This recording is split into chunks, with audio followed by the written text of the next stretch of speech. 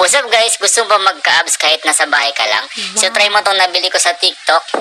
Ayan, napakagandang pang-abs workout na safe na gamitin kung beginners ka pa lang naman. So mas maganda to guys. Meron na siyang kasamang timer ba tawag niyan? Then pad para sa tuhod. Okay, mas safe siya guys kaysa dito sa wheel or sa gulong na to. Nung hindi ka pa masyadong sanay, so try mo muna to. Hindi totoo yan. Kasi meron na siyang Bola support. lang yan.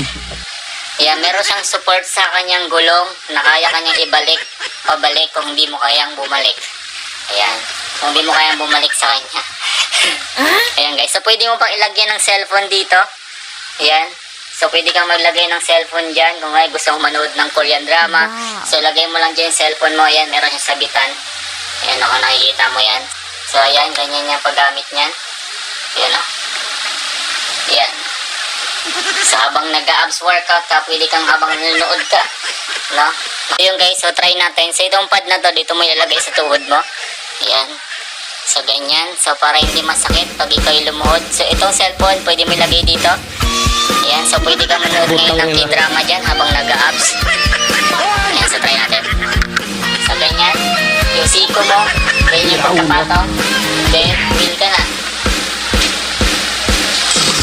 Ayan. Butang ina. Ayan.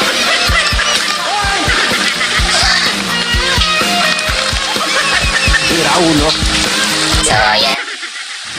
Okay lang kung pangit tayo sa So, kwento ilagay ko ng na iba. lang sa yellow basket Ang mahalaga, kung gusto mo din mas bumili pangit ito. yung nagkwento. Check mo tayo guys. Gago!